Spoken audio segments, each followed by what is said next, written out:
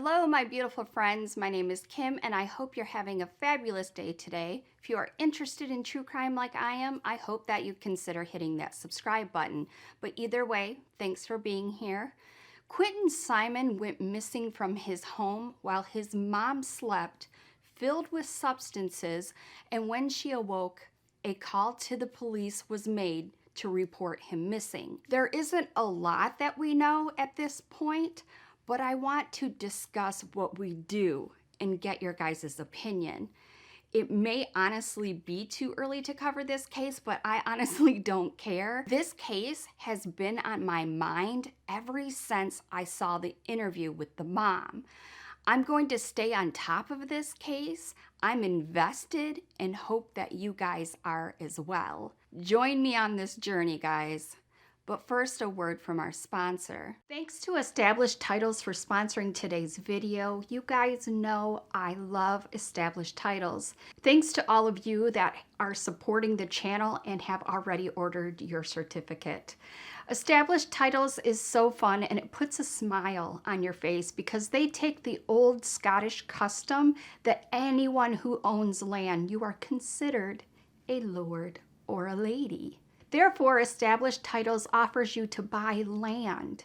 And what is cool is it's 1 square foot of land ownerships give you the title of lord or lady. I got one for myself, and I think this is the perfect gift to the person that is so hard to buy for because they have everything, or a young one that's into princesses and castles. I got one for my granddaughters. I'll show you them again because I'm a little shameless, but more proud. I just hope it puts a smile on their face when they show it off to their friends. You can put Lord or Lady in front of your name on credit cards or plane tickets. Just imagine your flight is delayed and you are having a hard time getting them to rebook. You can tell them, did you know I was Lady Kimberly Flower? Suddenly, first class. They have options of lord or lady as well as couple packages. You and your partner can have adjoining land, or if you want to be away from your partner, I guess that's an option too. Just kidding. I think this would also be an amazing wedding gift. It's unique and it's better than a set of steak knives. You get the plot number on the piece of land you own. Last but definitely not least, Established Titles has dedicated themselves to planting a tree with every order all over the world. They are partnered with One Tree Planted as well as Trees for the Future. These organizations help the efforts of reforestation. You can feel good that your purchase is helping the environment. The first 200 people purchasing a title pack using my link will effectively be next to my plot, within a few minutes of walking distance. Depending on how many of you want to become a lord or lady, we can build our little community, our little Kimberly Flower rock star community. Right now, Established Titles is running their Black Friday sale. They are offering my viewers an additional 10% off their purchase by clicking the link in my description box and using code Kimflower at checkout. That's establishedtitles.com/Kimflower, linked below as well. Thanks to Established Titles for sponsoring today's video, and thanks to all of you for listening. This case is really, really new, so everything is alleged. And I mean that we're going to be talking about the beginning of October 2022 new. And for those of you joining from the future, this episode went up in early November 2022. So in only the second month of the investigation. That's another reason why we don't have many facts, because the investigation is still ongoing and how much law enforcement actually knows is being kept pretty tight so that they can go to court when and if they get enough evidence to prosecute someone. So on that note, let's start, and I hope that there'll be major breakthroughs by the time this video goes up, but that also means that there could be a part 2. Quinton was just 20 months old and living in a home on Buckhalter Road, Savannah, Georgia, with his mother, her boyfriend, his maternal grandparents, and his brother and sister. They were all living in the same house when Quinton was reported missing. Again, the investigation is still ongoing, but there's been plenty of gossip. I guess until we hear otherwise, we have to count it as hearsay about what was going on inside the house. But there are rumors about some serious neglect. Apparently, the 3 children were often left hungry and on their own, and it wasn't unusual for the babysitter to come and find all the children unsupervised in the pool in the backyard. That's something that just makes the hairs on the back of my neck stand up on end. It gets even worse when we know that the kids couldn't even swim. I mean, you shouldn't be leaving your kids unsupervised in a pool anyway, but especially if they can't swim. I really feel that that goes without saying, but apparently not. But anyway, hearsay. So let's just keep that in the back of our minds for some context info into the type of home we could be going into and not count it as facts just yet. Who knows, maybe by the end of the investigation, we'll find out that Quinton had an amazing childhood. But yeah, let's just see how it goes, and let's see which way we're all leaning by the end of this video, shall we? So around 9:40 a.m. on October 5th, Quinton's 22-year-old mother, Leilani Simon, called the police to report him missing. According to Leilani, Quinton had been up and awake, but in his playpen around 6 a.m. that morning. But when Leilani woke up again later that morning, he was gone and he was nowhere to be seen. The police immediately took this call seriously. They headed straight to the neighborhood where they cornered off several streets so they could send out search teams with sniffer dogs, and they had a helicopter in the sky for hours, all looking for the toddler wearing a Sesame Street t-shirt, black trousers, but on a very critical first day of the search, they got nothing. No one in the neighborhood had seen him, and the investigators didn't leave the first day feeling anything good in the pit of their stomachs. So by day 2, they asked the FBI to join in the search, which is amazing. They branched out and requested extra help. I guess that just shows how serious they were taking this. With more people now involved, they were able to widen their search area, and that included a trailer park just about 2.5 miles away from where Quinton was reported missing. Investigators went door to door talking with the residents in over 200 houses in the park, showing pictures of Quinton, Leilani, and Quinton's maternal grandmother, Billy Jo Howe, to residents and asking if they'd seen any of them. That wasn't unusual, but the investigators were also asking another question that raised a few eyebrows.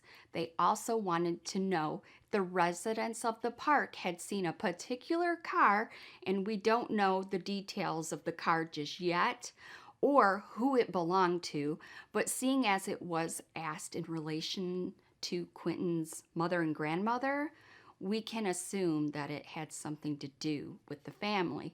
Again, that's an assumption. We'll have to see how it pans out. But this is the part of the case where I think most of us are going to go from hopeful to, well, not, because the investigators were asking residents if they'd seen any people in the pictures or the car near a set of dumpsters in the park. Dumpsters, you guys. This is bad. So unofficially, the investigators had shifted from trying to locate a missing child to a homicide investigation. We are missing the facts that made the investigators change their minds about this case, and we're not exactly sure why they're focusing on that particular set of dumpsters. We just know that they are, and if they're looking for a missing child in a dumpster, it doesn't exactly look good for the child. But for the moment, it also looked like they could be onto a really solid lead in the investigation, because those dumpsters were actually monitored by a set of cameras that had been fixed onto another resident's top of their roof, their home. This was really great news because they would have caught the car on camera, right? But those cameras turned into one of those situations where if something could go wrong, then it did go wrong. The owner of that house had actually been in the hospital for a month and only came back around the third day that Quinton had been missing. She came home to find that the park was crawling with FBI agents and the police officers and a team of investigators asking her if they could get at the house cameras.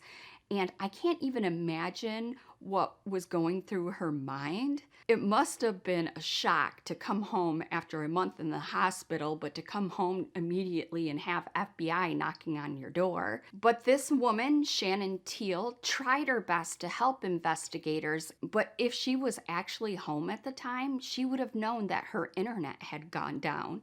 She may have actually seen something herself because her house faced those dumpsters and she had those cameras on top of her house. I mean, I realized that I made it sound like they were her cameras, but it was her idea to put them up, but they actually belonged to the company who managed the waste and waste removal in the park. But the cameras were on the roof of her house that had a good view of the dumpsters. I assume this is for people dumping their trash or, that don't live there to get license plates or something. I'm not sure. Because Shannon requested them, she wasn't, maintaining them or keeping up on them, but it was connected to Shannon's Wi-Fi. So Shannon had been in the hospital for a month and her Wi-Fi had gone down in the meantime, and there hadn't been anyone at home that realized it. It's so frustrating because that would have given them so much information. So far, the biggest and the strongest lead the investigators have to some physical evidence has basically gone up in smoke. Who knows what else they have, and hopefully they have more. But so far, the leading theory is something happened to Quinton and his body was dumped in those dumpsters. Those particular set of dumpsters are emptied a few times a week, and they have been emptied between the investigators looking into the case and searching the park. That means that even if Quinton had been in there, he wasn't by the time the investigation had made it to the park. So they sent teams to the landfill to try to find him. To put it plainly, the investigators are not hopeful that they are going to find Quinton alive. I mean, I can't even imagine trying to find a body in a landfill, let alone a small 20-month-old toddler. That's just so wild to even think about, especially when you take into consideration how big a landfill is and all the other things that go on, like compressing waste and fires and everything else. I get why they wouldn't be hopeful. They search for weeks with all kinds of gear on, and it's extremely dangerous. But if they've shifted the case from a missing person to a potential homicide investigation, then they must have some idea something bad happened to Quinton, and they must have some idea of who did it, right? Exactly. And the official and prime suspect in this case is none other than Leilani Simon herself. That's why I don't have my hopes up. And then suddenly this case will turn around and she'll be named Mother of the Year. But who knows? Maybe I'm wrong, and maybe the next thing I'm about to tell you was just her really acting out of character. But let's see what you think. Because while all of this is going on, literally over the last few weeks, Leilani and her mother were spotted out at a local bar, not drowning their sorrows, but having a great time, hooting and hollering. Don't get me wrong, I get it. I think any caring parent would be looking for something to help keep their sanity while all this craziness is going on. But according to the staff and the other customers at the bar, these two were basically having a party, flirting with the bartender. Meantime, a team of officers are risking their lives to find your child at a landfill. Can you imagine the investigators thinking your child is dead and that you did it, and you decide to show them wrong by going to a bar and ordering a buttload of tequila? Because that's literally what she did. Her and her mom.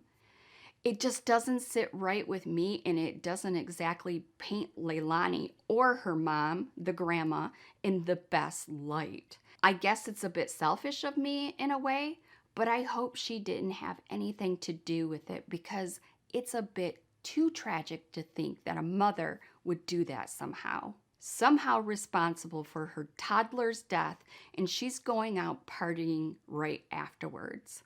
A part of my brain literally can't go there, so I'll just hope that it's not true. I really hope they find Quinton, but we're in the second month of the investigation right now, and well, yeah, they wouldn't have been a good sign under normal circumstances, let alone with the rest of this. The grandmother, whose house they were at, had an interview with reporters and stated that she thinks there was an accident. Maybe Quinton drowned in the bathtub, she would say. Even though she's out drinking with her daughter, she doesn't know the full story. But Billy, the mother, and Quinton's grandmother also said she had custody of Leilani's children. That's a whole nother story of why Leilani doesn't have her kids. But she also said Leilani lied to us so many times. And I don't know. It's bad to say, but she just likes to lie, her mother would say. Leilani in the beginning said that she believed the dad had came and took Quinton, but the dad was hundreds of miles away and was cleared by his alibi. What's odd is Leilani's boyfriend was there. He was the one that woke up at 6 a.m. and noticed Quinton. I get two different stories. I get he woke up, and then I get Leilani woke up. But anyways, apparently if the story's correct, he was the one that noticed that Quinton was in his playpen at 6 a.m. So when he woke up again at 9 a.m., he wasn't there and woke Leilani up. If I understand it correctly, it could be the other way around, but it's reported both ways. So maybe he is the culprit who holds the key to this story. He left town, which is odd because him and Leilani were engaged. He just ditched her at the most difficult time of her life, and that's her fiance? That's messed up. And as if they all weren't wild enough already, there was actually not really a break, but I guess some news on this case just on Wednesday, November 3rd. And it makes this case just a little bit crazier. According to reports, during the last week of October, Quinton's paternal grandmother passed away. We're not exactly sure of what happened, but in the early mornings of November 3rd, his paternal grandfather on his dad's side was found dead as well. Henry Moss Sr. was found on the side of the road on Highway 23, apparently the victim of a hit and run that happened just about an hour before he was found.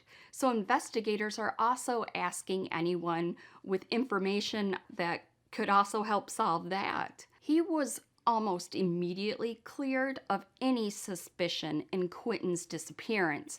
But man, can you imagine the dad's pain? His name was Bubba, but Bubba lost his son, his mom, and his dad within a month? That is just tragic. Quinton is still missing. The other two children have been removed from the home and put into foster care. And Leilani is the main suspect in her son's potential murder. A bit about Leilani. She was arrested for stealing a coin jar from a camper. The report shows Leilani told police she was on probation at the time. The next day, September 8th, Leilani's mother filed paperwork to evict her and her boyfriend. Chatham County Judge Elisa Colbert ordered Leilani to start paying child support for Quinton and his older sibling. Quinton's grandmother had sole custody of both children. The kids were removed from the home on October 12th because they were deemed to be in immediate danger of abuse or neglect. Leilani is a chronic, unrehabilitated substance abuser of the white snow and the green, in which Leilani admitted and tested positive for at the birth of one of her kids. After being granted guardianship to Leilani's mom, she failed to provide adequate supervision and left them in Leilani's care, so they were removed for that reason. So we have some theories here. One, the boyfriend killed and disposed of Quinton between the time of 6 a.m. and 9 when he woke Leilani up to say he was missing. 2, Leilani put him in the bath and fell asleep and Quinton drowned. Or there was some other accident with Leilani. I didn't really see any report of abuse, so I think it was an accident, but I don't know. She was filled with substances, so they said. So that stuff makes you do some weird stuff, so I don't know. The third option is not likely, but maybe someone had came into the house and took Quinton. I don't know. That just, again, seems kind of far-fetched. You guys let me know. My baby's not dead. You are a liar. My baby's not dead. My baby's not dead. You're a liar. You're a liar. No, you are. You are. My baby's not dead. I thought you was a woman of say God. that. I thought you were a woman of God. I am. You got Quinton? You're the one that- Do you have Quinton? I don't have Quinton. But I had no problem keeping the babies. Was it for money? No, it wasn't. But you guys, please let me know where you land, on this case. Again, we can't really do much but speculate until we have more. But still, I can't. Maybe she really was just having a mental breakdown when Leilani went out partying with her mother. But man, it is not a good look, is it? And what about her mother? What was she doing helping her daughter to go out in that kind of light and party? Why didn't she try to talk some sense into her to stop her as a grown leader, her mother? We want him not to be found in that landfill. We want him found happy and alive. We want him back in our arms, holding us. I don't know. Maybe I'm just putting too much faith in people, and maybe it was Billy Joe's idea, and there is more of a case of the blind leading the blind. But it just made her daughter look even more suspicious. I'll stay on top of this one, and I will 100% do an update when we have more information. I am going to be following this case like no other. And also, if any of you have another theory, I would love to hear that as well. So, just a little update on the channel. I am going to be going live on Saturdays to just chat and hang out, maybe talk about cases like this, or, the 2 girls on the bridge. Oh my God, I've heard it. It's all over the news. I can't think of it right now. You guys know which one I'm talking about. Leave it down in the comments. But, to talk about that case or any other top headlines or whatever, just hang out. You guys can ask questions and we can discuss a case that's going on. I still have to work out a few things of my setup. So if you guys can join, I hope to see you there. Let's leave. What should we leave for Quinton? Can we leave a star for Quinton? And hopefully we will see a safe return for Quinton. Thanks to all my channel members and my Patreons who continue to support me. Their names are on the screen. If you would like early access to new videos or decide the cases I cover next, you can do so by clicking the join button from your desktop. Or there's a video on how to do it from your phone. Well, if you guys have made it to the end, you guys are rock stars and I love you to death. There are more true crime videos in my Crimey Cases playlist if you would like to check them out. Either way, stay safe, my loves, and remember, if you see something, say something. Bye.